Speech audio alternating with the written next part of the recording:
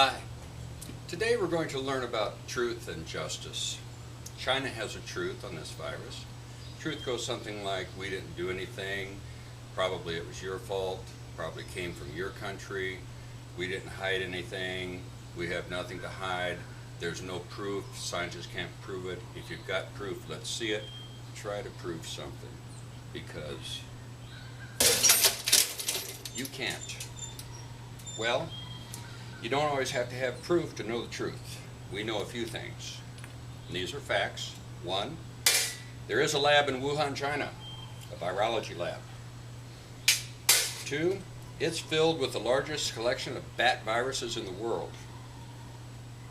Three, in 2010 there was a bad outbreak of avian flu, and the Holland guy created this animal passage technique with ferrets to make monsters out of viruses really fast and easy.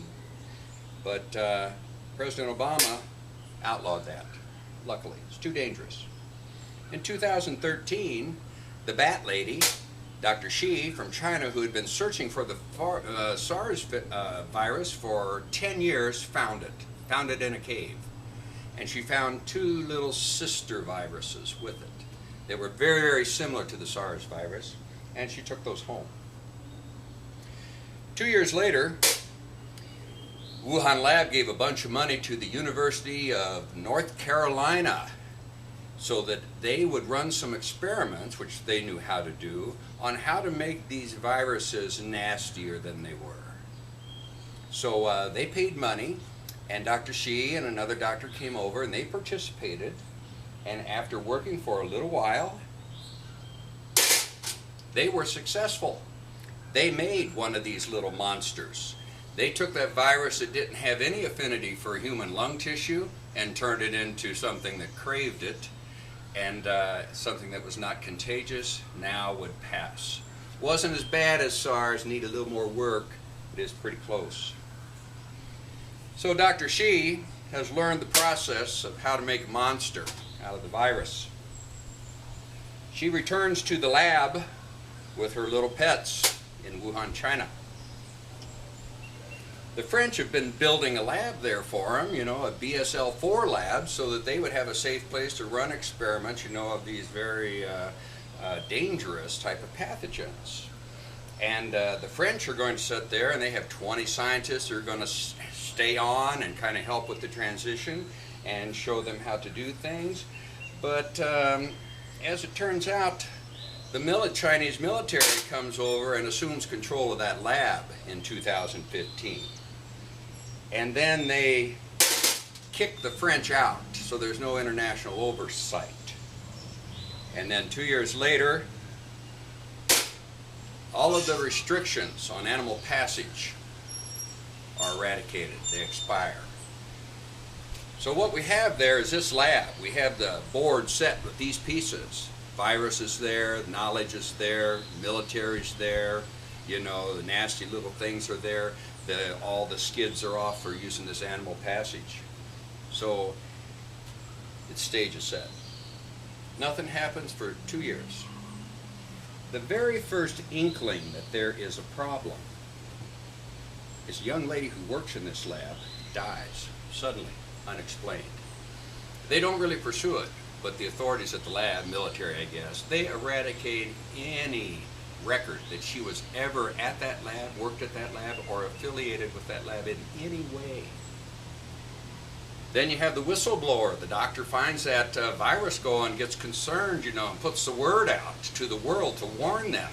And China doesn't pat him on the back. China calls him a liar, gags him, and discredits him. But the cat's out of the bag. So China has to come up with some explanation on what's going on in Wuhan, and they say, well, it's not much. It's an animal to human transfer. It occurs in this wet market with the bats, and the people eating bats and this stuff, and we know about these things and we can handle it, don't worry. And the world doesn't worry, because an animal to human passage means that you can still do your international flights, and unless you happen to be in contact with the animal, it's safe to do what you want to. And so all of those international flights continue for months. So then China jumps in there and sanitizes that market, just totally eradicates everything in there, cleans it out, sterilizes it, sanitizes it. But gosh, they didn't take a single sample from that lab to see if that's right where that really occurred. So they never took the sample. Well, then they start doing the blood work on people with COVID, and they find out that some of the very first people that had the disease in Wuhan had nothing to do with the lab, with the wet market down there. They had no contact with that.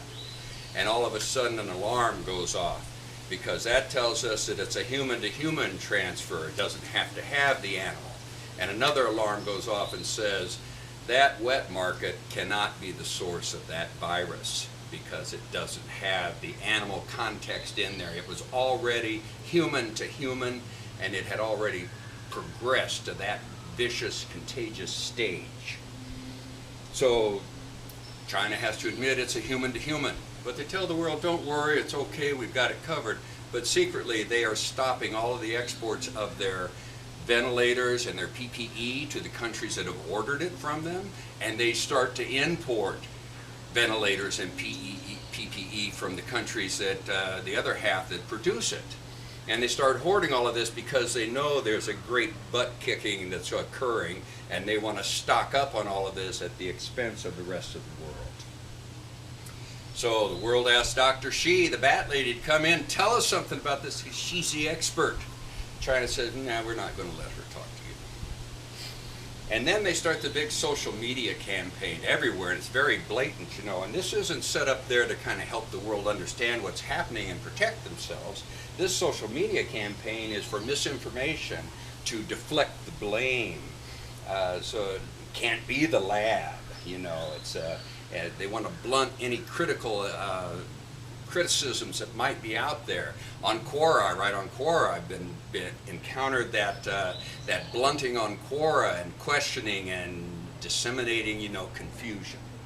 So all of that, you know, and then they say, well, maybe it came from the United States, and it's all your fault because your people couldn't fight it as well as our people. You know, we started it, but you know, it's your fault because you weren't equipped to fight it as we were, because we hoarded all that PPE. So China is sitting there, and they are going to start criticizing, you know, this, what I'm saying. But they have forfeited their right to criticize when they started manipulating the evidence in order to produce an outcome that they wanted. And once they started doing that, destroying the evidence, inhibiting the normal forensic process, they relinquished all of their, oh, so sorry me, you can't do that, it doesn't make any sense. All I have presented to you right here are facts about that lab that were presented before 2017 that are on the internet and cannot be altered. And then I have these events that occurred and China's response to those events. And the thing is, whenever they had a chance to respond to one of these events in a way that could help the world, they chose not to do that. They chose to hide it. They took out all of the evidence, they criticized, got to wait for the scientists to study the evidence that we didn't give them. So that's the way that it is. This virus came out of that lab. This virus was probably animal passage. If it looks natural, it could be animal package. And so those are the facts. And that's what I've determined. And when they deny us the evidence, we get to make whatever facts, you know, point us to that we still have. And these facts all point in one direction. So all we can tell China is, you know, the world's not going to forget this. It's not going to be business as usual. And this is no longer going to be about finding the cheapest one of these that I can. It's going to be a different world. It's going to be interesting. So think about that. Thanks for listening.